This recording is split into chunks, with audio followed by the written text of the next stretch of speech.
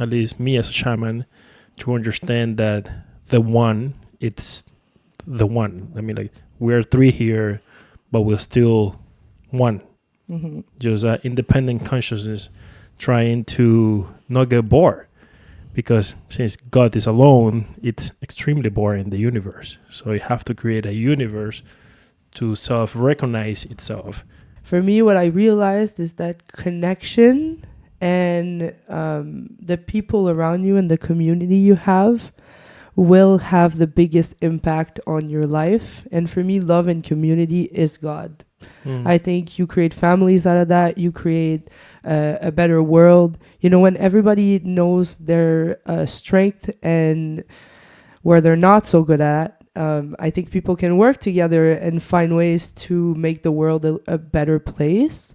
But go more with curiosity as a parent to try to understand your kid rather than to tell them, oh, that's okay or that's wrong.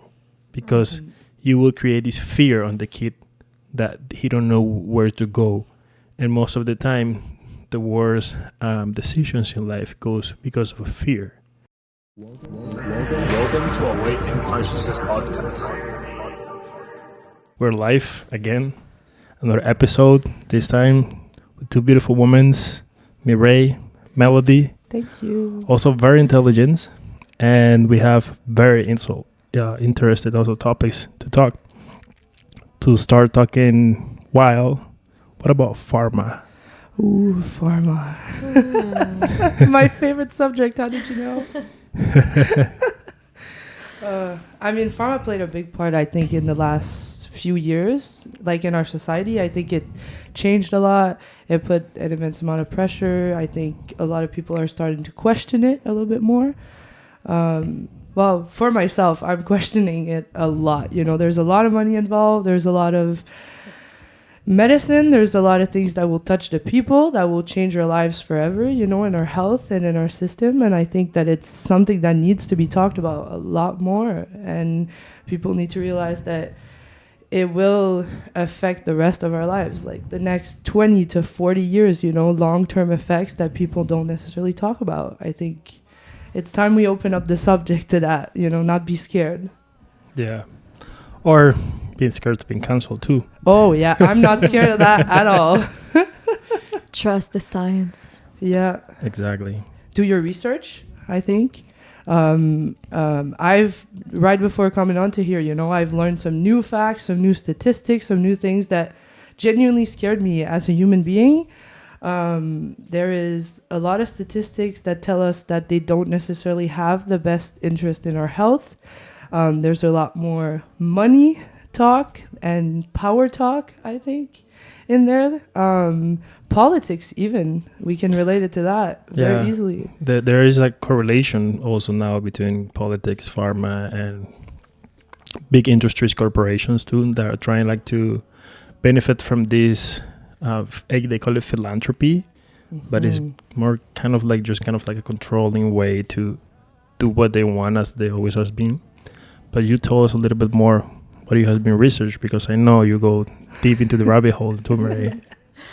Yeah, well, first I got into the big rabbit hole first during the lockdowns when I lost my job temporarily. So I had a lot of time to do research.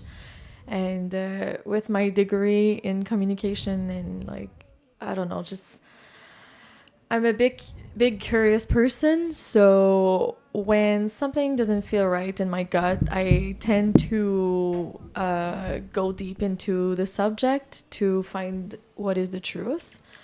It's not by saying like I know the absolute truth or nothing like that, but I feel like when something feels like it's being pushed too much without being questioned by anyone, like when something is being just like into propaganda, when there's a lot of propaganda idealizing an ideology or an idea or a product, especially a product like we've seen in 2020, in 2021, in 2022, like the vaccines. Oh yeah, we're getting there. We had to change the subject at one point. It's when something is not being questioned, or when we demonize anyone who question it. Not just like someone who says like, oh, it's gonna kill you, like if you take it. Not necessarily, but like if we question it, we're being demonized, or we're being like doctors like lost their license, and we're like a lot of just like the censorship. Big Pharma has a lot of control, and we kind of saw it recently in the last few years, and yeah, it's kind of scary. It's kind of Do you scary. know the pharma was, I would say, transformed by this corporation called the Rockefellers. Mm-hmm. And they also transform medicine and music. Mm-hmm. Because music, the frequency, it's 432 hertz, which is also kind of like a healing music vibration, which is the vibration of the earth. And they come and change that to, this is like, oh, this vibration is going to get better, but it doesn't get better. It doesn't break resonance with our body. And then you got also medicine that they start like, like incentivizing new pills and new brands to make you more happy, to make you more healthy. But out of the actually like the nature part who has been so far, which is through plants. This was more like created in a lab. And then from that point, and these guys also changed the education system. Okay, I didn't know that. Yeah. They started with the part of the education system, the medicine, music, and technically the industrial revolution. Yeah. With the banking, for example, and stuff like that. Creating wars, making countries into debt, and then controlling them by the debt. Because you need money, and I'm the one who have the money. And if you want to do whatever you want, then you have to do whatever I say. Well, they do have, I think, from a study from 2021, they had about like $500 to $600 billion worth of control over the United States, and that's directly to us too, because in Canada we're also related to them, on the vaccines, everything. Pfizer, AstraZeneca, Johnson and Johnson, they have the control over like our health, and most of the times what I've noticed is like they will prioritize fixing a symptom instead of finding the root of the problem and actually like helping you heal. They will just like give you more medicine in order for you to feel better in the meantime, but keep the root of the problem inside of you, so you keep buying and you keep needing. So I think that's one big problem with pharma. Like, that's not even related to the whole COVID thing and the whole lockdowns and the power. I think it's very important that we realize that like they don't necessarily they'll think about the money before they think about you. And I think you have to realize that during COVID, I think you had to make some pretty tough decisions, which losing your job is a big one.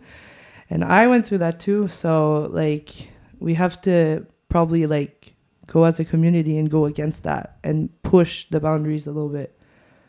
Yeah, and get it out of your comfort zone. That's the part I would say like most of the people are not brave enough, because I also understand what happened with a lot of people that work so hard to achieve their little things, their car, their house, then this, and then they come and threat you with, okay, we're going to ban you, we're going to close your financial status, we're going to take your rights, you're going to travel, you're going to do this, and then you're like, okay, what was the difference between dictatorship now? It's crazy, because at first, I'd say the first 2 weeks, when they announced the lockdowns, for the first 2 weeks, I was so scared, because all my childhood I've watched a lot of zombie movies, a lot of apocalypse movies. So everybody gonna turn zombies. Instantly, like my nervous system was like, oh my god, this is the end of the world. I'm gonna watch a lot of movies, like get scared, like, and I was reinforcing my fear, and it was like not good, because you're isolated, you're in a lockdown.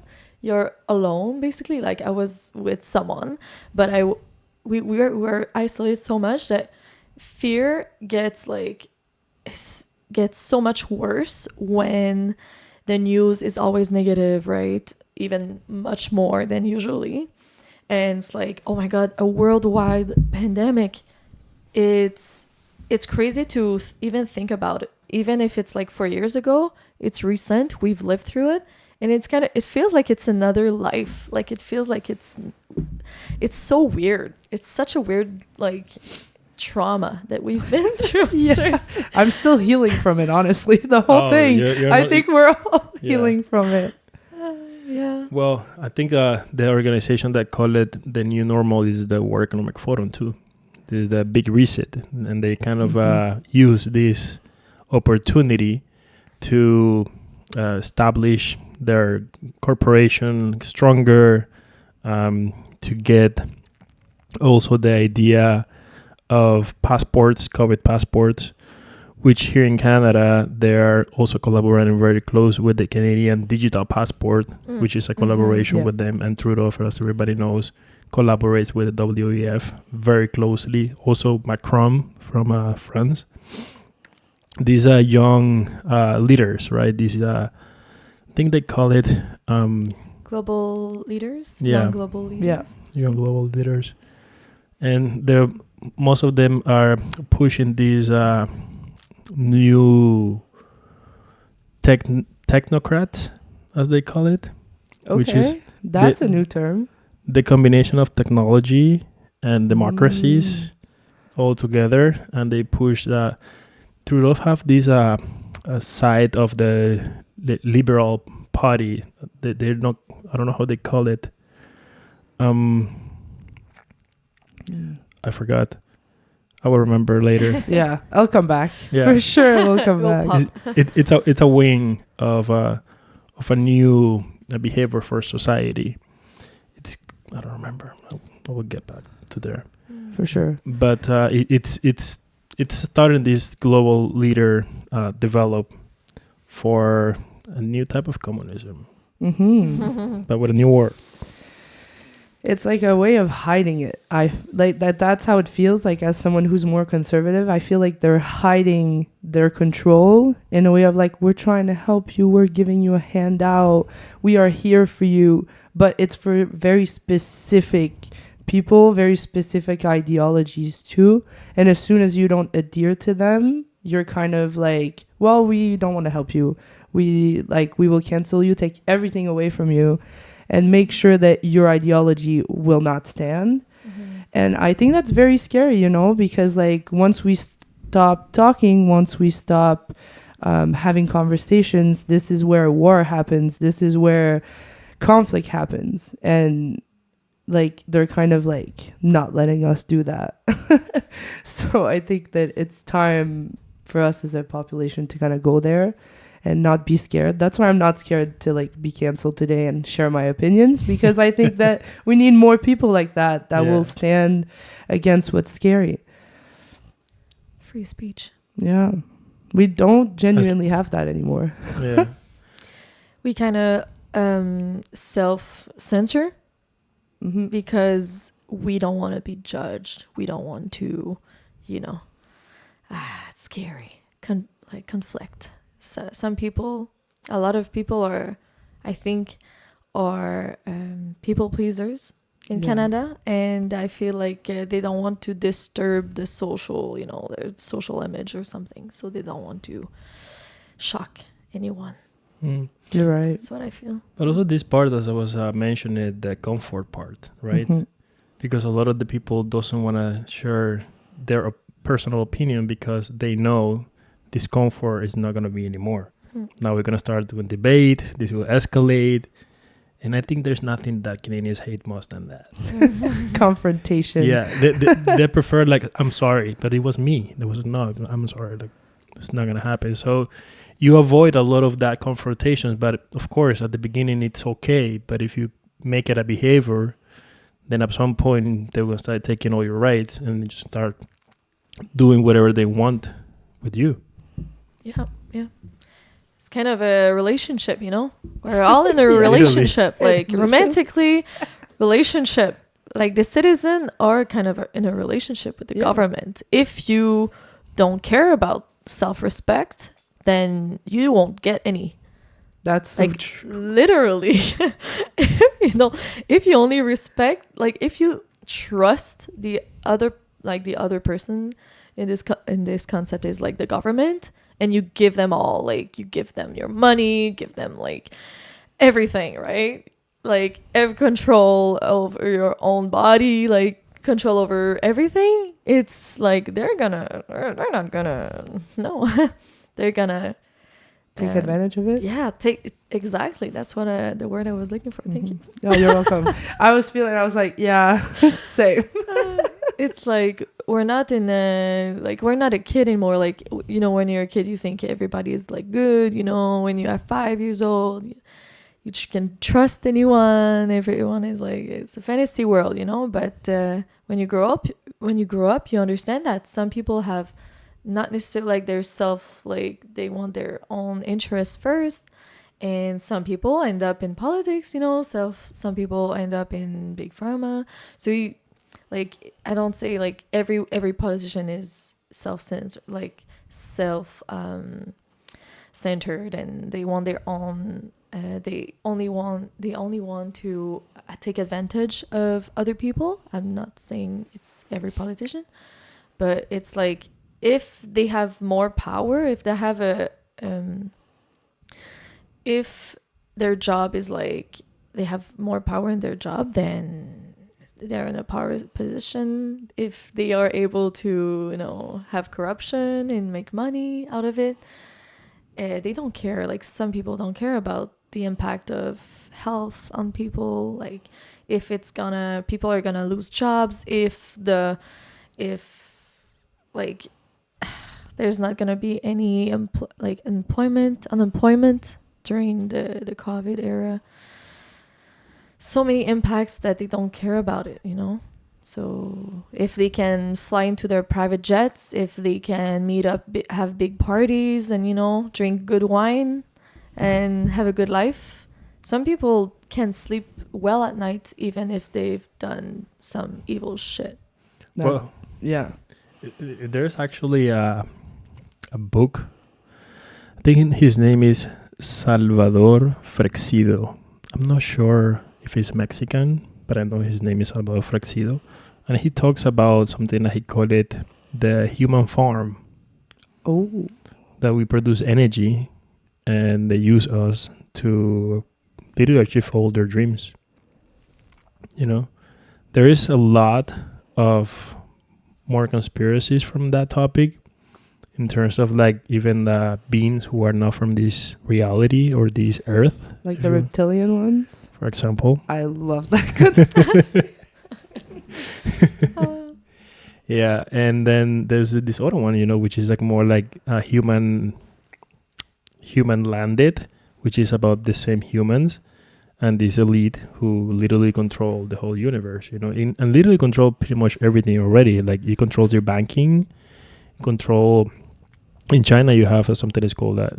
Same like here in Canada, you have credit score. In China, you get social score. Mm-hmm. So it's also controlled by the government. They control your energy. You have to pay if you want energy. Energy it's free, by the way. Mm-hmm. It's in the environment. Even Nikola Tesla talks about that, and he not only talks but shows how he actually can create energy from space. But no, they control that. They're looking to control the water soon enough. Yeah. If they contaminate everything and they're the only one can sell that one. And they're looking to control the air with the famous climate change new agenda. Yeah. It's also happening. So imagine, like, they literally like building a hell. So in order you can buy them the heaven. That's literally what it is. And like, if you think about it, let's say tomorrow, if the government decided they wanted us to be in fear and in pure control, all they have to take away is our electricity, the Wi-Fi, and like the electromagnetic system for our phones and everything. If one day to another we don't have that, can you imagine how much chaos would be created in society? Like, most of us could not survive for more than a few days. Most people rely on the government to get their food from the grocery store. Like, there's no community anymore because of the past few years either. Like, when you think about it that way, it's very, very scary, because from one day to another, we could lose absolutely everything we've worked so hard for.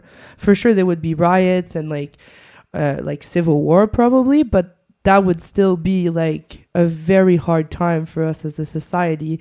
And I read this book, where it says, weak men create hard times and hard times create like strong men. And I think, unfortunately, right now we are in a situation where there's a lot of weak men. And when I say weak men, it's not just the masculine or the men side of things. It's like more us as a society. Yeah, more like a mentality. Yeah. It's getting weak, the mentality. And this is actually like a lot because all the resets that has happened in the past. You know, when they burned Alexandria Library, for example. Yeah, you know, when there was like this huge flood on Earth, you know, and everything pretty much was destroyed. And earthquakes or wars between countries that come and destroy things, like, but the real knowledge, or the real wisdom as they call it, they keep it, and they come and show you something else, you know. And this is why we don't have one religion. We have many religions. We have many philosophies. We have many styles that not exactly all work, by the way. But this is in a way they keep you divided and they keep you fighting. You know, it is the same way of being black, being white. It's the same way being poor, being rich, being gay, being straight. You know, like, you keep the people divided, then you're gonna keep people in battle. You don't even have to do the battle. They will just fight each other.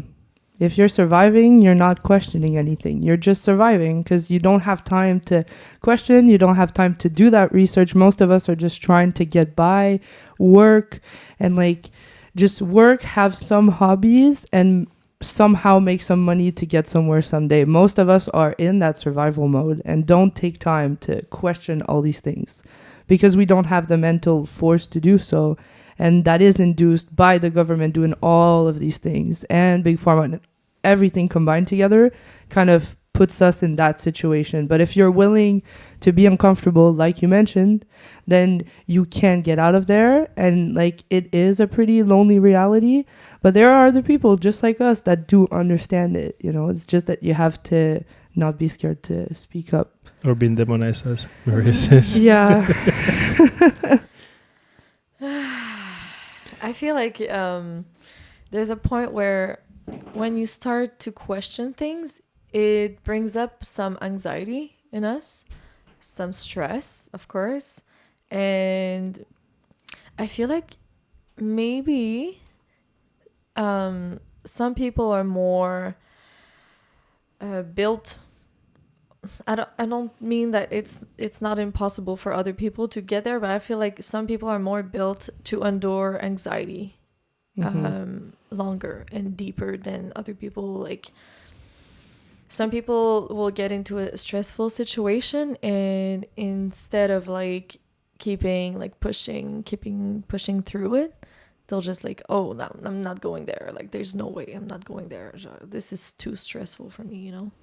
But I feel like more that we do that, more that we like step back and just keep being afraid of feeling anxiety inside of us, even if it's the right thing to do, we're not going to get far in society. I think it's a kind of developed tolerance on you too, and tolerance on your environment, because everything is collapsing, but you're still like standing still.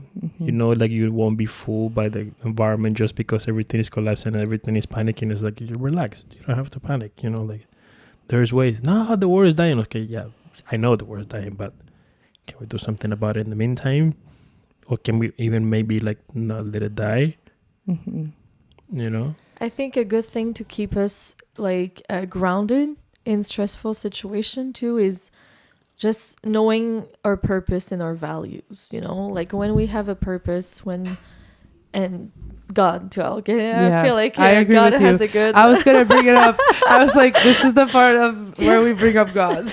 Yeah, I feel like society now is like not spiritual at all. Like most people are atheist, and most people just believe in quote unquote like science, you know, like they don't really, I feel like they don't see the point in seeing something bigger, you know, in seeing things or feeling things that are bigger than what we see, you know. I think now, particularly like these days, after we have now AI, which is helping us a lot to understand reality from a different perspective. I think like we finally, at least like some of us, are moving from atheists to agnostics, and this will allow us to understand something bigger that not necessarily you call it God. You can name it love. You can name it the universe. You can name it the divine energy. You can put it like the name you wanted, right? Yeah. But trying to understand through this curiosity and don't being afraid of trying to understand that there is something like bigger than you that you can understand, you know, like even on science, like real science as we can call it, in modern physics and quantum physics, we know that the universe is about fractals, and we are just a tiny fractal of this whole universe. So you don't have to call it God. As long as you recognize it, it's already there, and we are part of this. Because it's very important, at least me as a shaman, to understand that the one, it's the one. I mean, like, we're three here, but we're still one. Just independent consciousness trying to not get bored. Because since God is alone, it's extremely boring, the universe. So you have to create a universe to self-recognize itself and keep playing in somehow. Alan Watts, I don't know if any of you have hear about him. Alan Watts talks about the play. When people come and ask him, like, what is the meaning of life? What is God? What is this? And then he says, like, the meaning of life is play. Just like, come here. So you get, at some point, you become self-aware. If otherwise, you will have to come back. And once you become self-aware, then you play, because now you become a co-creator with the universe, right? Yeah, you're blessed by this divine energy, but you also have to use your body and your mind and your heart as a tool to co-create a more harmonious reality. Because it's not just like, oh, I'm just being blessed and everything comes from the sky. It's not exactly like that. But the reconciliation and reconciliation, it will help you a lot. Because in me particularly, I was born in a Christian Catholic family, and then I moved from there to a complete atheism, because my family and my religion was not fulfilling my desires, my curiosity. But then I didn't just decide to like just stay away from God or stay away from these things that I understand, but I started reading other books, you know, other stuff like shamanism, like Buddhism, like other religions all over the world, even cultures like Egyptians who have different perceptions, or Greeks or whatever. And then I started like realizing that each god, because each culture have a different god, you know, Krishna, Shiva, Horus, Osiris, you name it, right? They're all are kind of like different colors of the same source. If you put the 7 colors, they're all turned white, and you can name it whatever you want. If you're black, your god is probably going to be black. If you're brown, it can be brown. If you're white, it's white. You know, it's just your own self-perception, and then how you use that to transform things in real good things, not in bad things that unfortunately has happened. Because the idea is like how I feel it. Let me know if you agree or not, but how I feel it and see it is like this elite just try to take us more away from this source of love, right? Take us more away from the divine, take us more away. This says like, we're matter, this is chaos, and nothing matters. We just here and now, so enjoy your life and destroy it if you want to, but not exactly. And energy in science told us like energy never dies, just transform. So that means God or consciousness will never die, will transform. We're both looking at each other. Who's going first? I would say that I agree with you with most of what you've mentioned. For me, I call it God for sure. I Christian. I grew up in a family that was Christian, and for me, what I realized is that connection and the people around you and the community you have will have the biggest impact on your life. And for me, love and community is God. I think you create families out of that. You create a better world. You know, when everybody knows their strength and where they're not so good at, I think people can work together and find ways to make the world a better place. And I think that the government is trying to like make the world a better place, to come back to a little bit earlier, for a tiny percent of the population, while the rest of us are just left in chaos, like you said, and kind of in survival mode, because it's so easy to control. We've seen it over history. The only times where big things happen, big wars or any big historical event, is where a bunch of people followed blindly the government.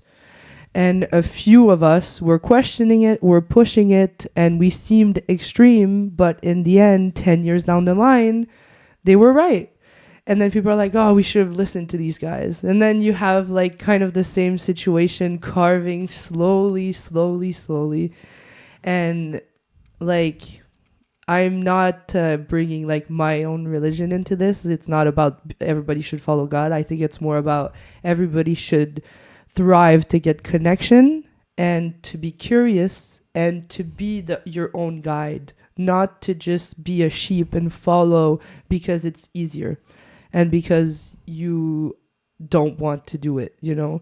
And I think that's a big wake-up call a lot of people will have at one point, maybe when it's too late, when it will get to that point, you know, where tension will be higher and we will get even more demonized at that point, probably more hated.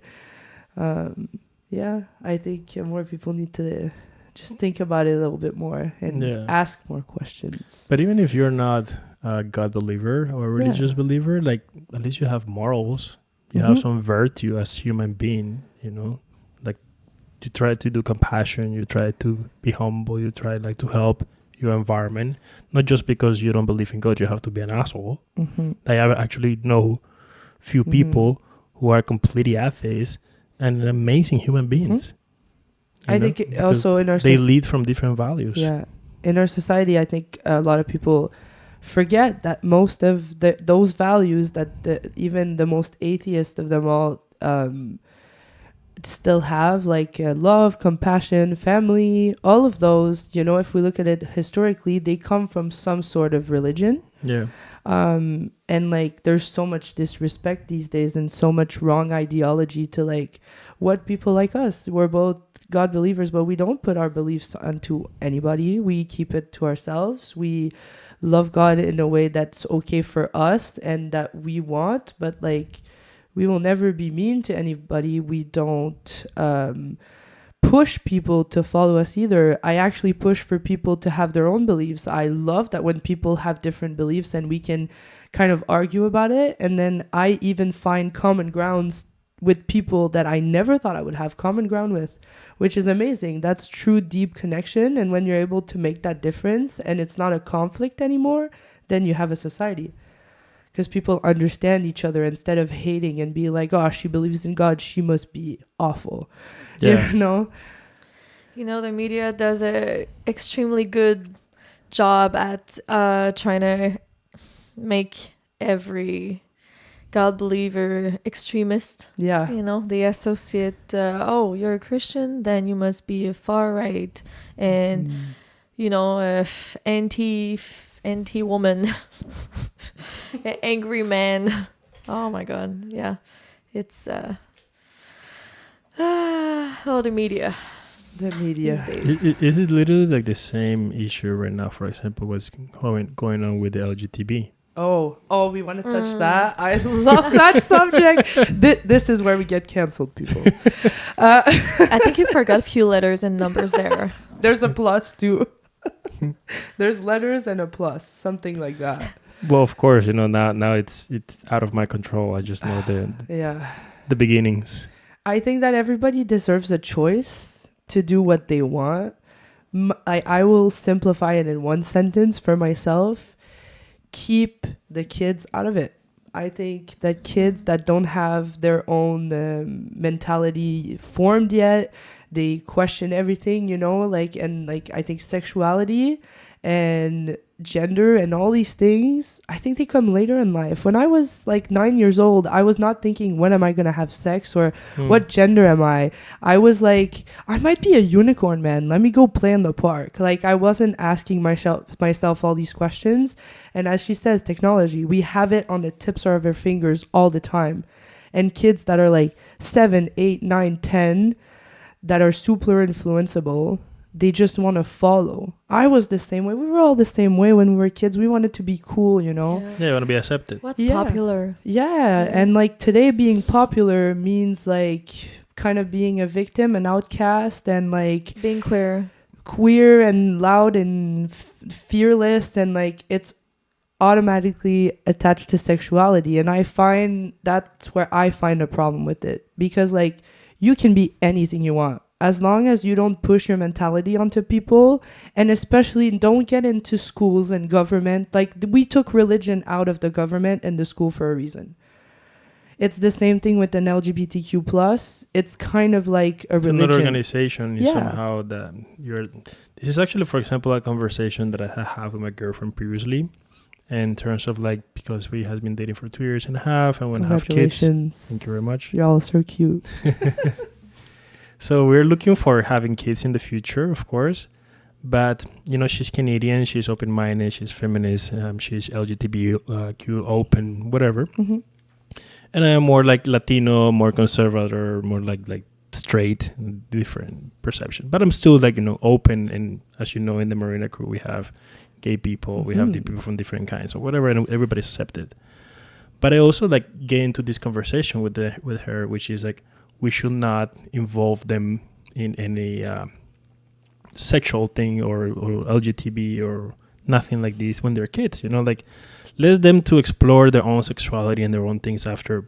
Usually people start getting horny around 12. Yeah. And after that, like they will come in to ask us questions, and then rather than tell those what is right or what is wrong, or demonize or try to guide them, more like come to them with curiosity. Like, for example, Mom, I think I'm gay. Like, why you think you're gay? Like, who told you that? Like, what make you feel gay, Oh, because of this, my friends are like, and everybody's like this. Okay. But go more with curiosity as a parent to try to understand your kid, rather than to tell them, oh, that's okay or that's wrong. Because you will create this fear on the kid that he don't know where to go. And most of the time, the worst decisions in life goes because of fear.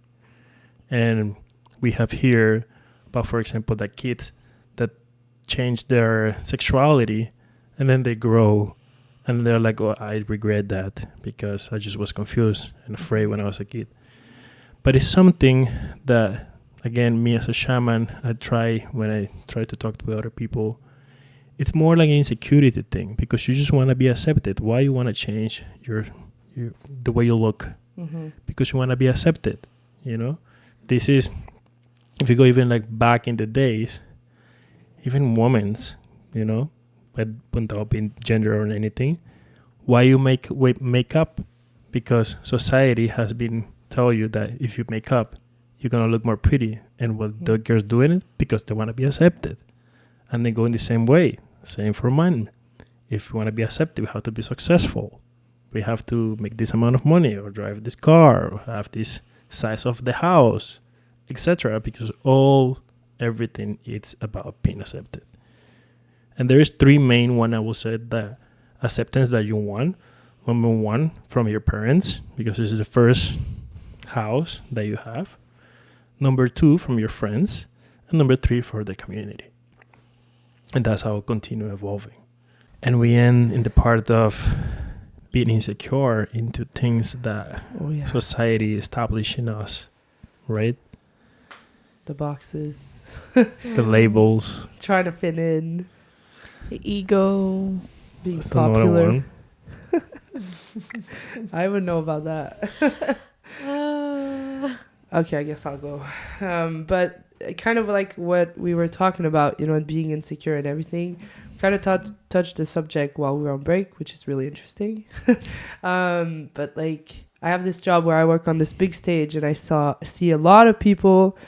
And I've noticed like a lot of people, like they can't take confrontation. They either get very mad, or they get defensive, or they just avoid it altogether. And that kind of creates an ambiance where you're like, I cannot talk about what I want to, and then it creates like a cold between people. There's no connection, there's no talking. And then what happens is like there's this disconnect in between people, and this disconnect is space that like we can't really take back if no one is willing to stand up and be like, hey, you want to talk about it? Are you able to? Does that make you scared? Like, I can be there for you and like receive it. I will not judge you. You know, I think a lot of people lack that part of like listening, not to respond, but listening to understand to what people are saying.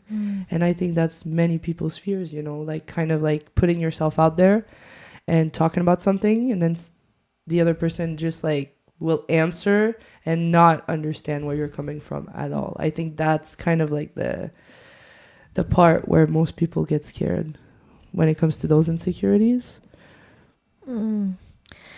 I think you're right on that, and I feel like vulnerability is kind of lost nowadays, and we're so afraid of being vulnerable. You know, we're so afraid of being manipulated, or you know, people being getting what they want and use us, and you know. And if we're not able to be vulnerable and be like being aware of our own emotions too, you know, like when we feel emotion, we have to be aware of it and not repress it. But if we don't accept like feeling sad, for example, if we push it down, then it's gonna come up in some sort of way, like long term. Or sometimes like situation will come up and you'll get angry, and you know it will be disproportionate. And I feel like society has to have a whole class of education for kids and for adults, especially adults, on emotions, because kids are actually good with emotions. It's just the adults don't accept emotions. Yeah. We suppress it. Yeah. We don't make space for it at all. For kids, for adults, even in our jobs. Like, if you look at most of the jobs these days that are like the like classic 9 to 5 or like corporations, like your emotions have no place there. They tell you when you get into work, like, leave your emotions at home. This is not the place for it. Which sounds crazy to me, because like you spend more time at work sometimes than in your personal life. Of course. You choose work and it's a part of your personal life, and then people tell you, no, leave your personal life at home. But now for most people, personal life is 2 days a week, and that's the weekend. So for those 5 days, you have to suppress all the things from your boss, the criticizing, the I'm not comfortable in this, I feel pressure, and no one talks about it. Never. And like, I think that people need to be like okay with being like, I am not doing well, I am being vulnerable. And like the way the job system works and everything is just so overwhelming. It's not made for human beings. It's made for performance and money, and most likely burning out people, because when people are tired, they don't fight back. And I think it's really sad. Like, I purposefully took a job that I loved and that I can be myself. And it took me years to get there. I'm in my mid-20s and I'm still somewhat lost when it comes to a bunch of stuff, but I have tried every job in the book, and I can say that you guys witnessed it. You know, on here in Elmer, you know, I've tried every job, and I made sure that I loved what I do. And yes, it's difficult. Yes, it has challenges, but I chose it and I love it and I can be vulnerable there and I have a circle. And I think I want people to know that it is possible for you to have that. You don't have to mold yourself to that like government job that will protect you and have the insurance and, you know, all the things that you need to survive. As we say today, I think I want people to know that you can live outside of the box and have a very good life.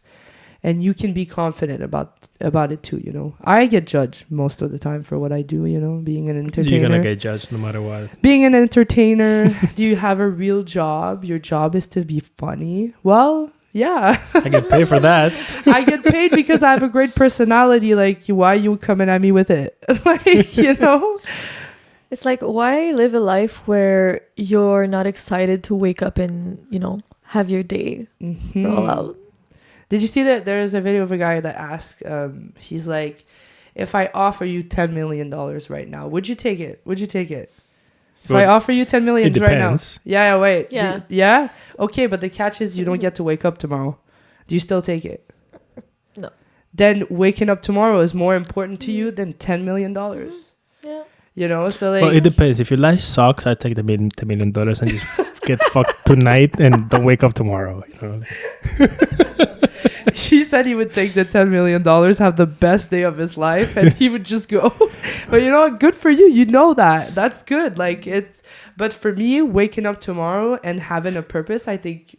You know, at 10 million is a big amount of money, but I think it's just kind of the contrast that people need to wake. Like the fact that you're alive and breathing is a lot more of a gift that you might. Exactly. So that's what I was putting in the example. Like if your life sucks, then I take the $10 million and just have the best night of my life, and then I die. But if my life doesn't suck, then I have a family and I have people that I love and people that I want to keep seeing tomorrow. Well, I will change my love versus the money for sure, you know? So it depends the kind of like the perception you have. Do you saw the movie The Matrix? I have, of course. Okay. So do you know there's this part that the computers are trying to manipulate one of the guys of The Matrix. Yes. And he tell him that if you tell us whatever we want, we're going to give you the best life in The Matrix that you ever have. And you're never going to remember about anything. And you're going to be whatever you want. But you're not going to be living in the real life anymore. That's such a choice, eh? So his real life was a piece of shit and he accepted. Yeah. But, you know. It's a choice. Yeah. It's always a choice. Living in ignorance is a choice too. But one of the things I've been learning lately, in some books that I've been reading, it's about that we all are co-creators of this universe, right? So if your universe sucks, then since you're a co-creator, you can do something about it. You're not a victim. You are also a part of this creation. So if things sucks, then speak out. Yeah. If it doesn't work, work harder. And like that. Me, for example, I have this philosophy of life that I prefer to be a lion one day than be a cockroach 100 years. That's a great way of seeing it. I mean, the way I see it, which is kind of similar to you, is what you don't change, you choose. So anything in your life that you purposefully don't change and that you're unhappy with, if you decide to stay in that and sit in your shit for too long, you've made that choice. You know, you've lied your bet, you can lay in it if you want. But there's always, like, if you have that mentality, there's always the chance of you being like, no, I will, stand up and I will be like, okay, I don't like that. I'll change it. Anything is really changeable. Your circle of friends is changeable. Everything. Maybe not your blood family, but your family that you choose is changeable. Exactly. Your physical health is changeable. Your mental health is somewhat changeable. And that's going to be a big one. People are not going to like that. But it's true. There's actually, like in science, something is called neuroplasticity in the brain. And what it says that everything in the brain is like plastic. So it can reshape. Yeah. And guess what? Everything in the universe is like plastic too. It can be reshaped. It's a question of perspective, I think. It's how you choose to see things. Yeah. If you react. If you think your life is miserable, well, a miracle can happen today or tomorrow. And it won't be miserable again. Yeah. Yeah. You'll be grateful. Your life Exactly. could be miserable, but you could wake up and choose to make it a great day. Mhm. I've had horrible days, and at the end I was like, no, I'm going to choose for it to be a good day, and you do one good thing, you know? Like, it's all in your perspective. It's just like when you're mad at someone you love, you can choose love instead of screaming, you know? You can be like, I'm mad at you right now, but like, I won't disrespect you. It's always a choice of how you have the perspective on the event you're seeing or living. Are you a victim No. or you're a creator? Mm-hmm. That's very Mm. good. It's all about vision, like how you see the world. It's crazy. It really is. Yeah. Yeah, this is actually like in you guys that are Christians. God says, "I'm gonna make it as image as myself, and I'm gonna Mhm. give you this free will." So this is the beautiful part as a son of God, that you get all the powers that God have, able to transform the whole universe, not only your body and your mind, because the mind is just a copy paste image of the whole universe. If you see the mind in the microcosm, you will see in the macrocosm the universe itself, and it looks exactly the same way. Like the roots of the trees is exactly the same way of our nervous system. That's true. Everything is exactly the same. Everything goes in spirals. Therefore, if we are the image of God, we'll at least honor it, doing beautiful things, you know, creating love, creating harmony, developing peace on earth. Because you can live in hell, you can live in heaven, but it will depends the way you shape it, Yeah. and the way you see it, and the way you react it. Because as you have in your work, some assholes that comes to you and deploy a bomb, and you have nothing to do with But we that have bomb. to put them in context though, because this makes no sense to whoever's watching. But like, I work in a casino on a big stage, and I deal cards for people. So I deal for like on Friday, Saturday nights, they're like about like 50 to like 200 people in front of me, and I deal their money, and I have the power of like, you're gonna either lose all your money or get a lot of money. And then that perspective to people are like, you took my money, you know? And there's a lot of shame to it. And if you're not strong in your character, you'll be like, oh my God, I did this to all these people.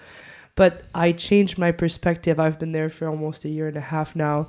It's like, no, people make their conscious decision to walk into this place, put their money on the table, and they are willing to lose it. I am not making you lose any of your money. Exactly. So when you change your perspective on that, after that, anything that anyone says to you, you're like, well, sorry, sir, but you're entitled to your opinion, but it is not my fault, you know? You have a nice day. And now I can deal with rejection. I can deal with people not liking me, people being mean. And I think that like the more exposure you have to this sort of stuff, which is kind of getting back to like getting out of your comfort zone, once you get there, you realize it's not that bad. It really isn't. And there'll be more people that love you and encourage you than there is people that will tell you all this mean stuff. And it really outweighs the whole balance of it all. That's actually like a quite interesting story when, you know, like you get more exposure and you can actually, but this type of parts of your job and your parts of your personality also helps, because you're more like outrovert person. An introvert person will be very difficult for them to do it, or a person who's very shy to, you know, because the fact that allow yourself to be open to take shit from other people and be okay with that takes a lot of bravery I think it requires work. and tolerance. And honestly, I'll go with the honest answer. Maybe like living through trauma and like life experiences too, like deeper hurt or like deeper words that have cut me like a lot more than just like the like I'm mad at you kind of vibe. I think that kind of creates tolerance, you know, when you have like deep connections with people and then you fight or you hurt each other and you learn how not to do that anymore or how to take it better, you know. I think that's kind of how you build the resistance, you know, when you have friends you love, people you love, and you disagree or you hurt them, then you learn either how to be able to make the difference. I feel this way right now, but I don't need to put it on to you. I think more than resistant, I would call it resilience. Yes, that's a good word. Mm-hmm. Yeah, I agree with that. I built a lot of it over the years, and that job that we were just talking about is a perfect example of it. Yeah. Is whether I'm losing and I'm on that stage for 40 something minutes and I'm making you lose all your money, I have to be resilient enough to be like, okay, like I still need to make an ambiance right now. I still need to make people feel like they're having a good time, and look, there's good music, or like there's these jokes or whatever. You learn to make and turn like really negative thing into positive things. Mm-hmm. Yeah. You know, that's actually in alchemy. They call it an alchemist. Yeah. This is the person who is able to transform metal into gold. I like that. That's cute. I think I'm mastering that art right now. I think. Yeah. Well, like, I will say, like, before that you've been there mastering that, like you already you came with that skill in somehow, and you too, because you also are very curious, and you also go into rabbit holes, and you also go into places like nobody's brave enough to go. And even if you know you're gonna be judged and you're gonna be criticized by whoever dislike your opinions, you still go. That's you don't very care. true. I admire that about you. Like, when I met her, I hadn't met someone that was so like openly vulnerable to people in a way that's like it makes you feel comfortable to be vulnerable. Because when I entered your friend group, she's the one that kind of introduced me to like the whole volleyball crew, right? And she made me feel like it's okay for you to be vulnerable and to be here right now. And I had just gotten out of a failed marriage. I had no place to stay, no job. It was absolute chaos in my life. And you guys could have been like, well, you're a failure. We don't want you here. You know what I mean? You could have been so mean, but you guys saw the beauty in that, and it made me so much stronger for it. And like, I have to be grateful for that. And that's a side of your personality that I admire more than anything. And you also, like, in this group, you were so welcoming, and you have an art of like gathering people together and making them feel like we're a crew right now, you know? And I think it's something that we need more of that. You know, this conversation, this podcast would have never happened if you didn't decide to do it, you know? So I'm very grateful for that. Well, my pleasure and honor. And we will have to close this podcast for now. This conversation has been amazing. I think we definitely have to do it again. There is like a lot more to deep in these conversations. It's like an onion. It's like the Vulcan. Yeah. we just peel like the first. Yeah. No, or maybe barely the second one. Yeah. Yeah. There's a few layers to go. That's for sure. But I appreciate both of you to come here. Mireille, if you want to say some last words.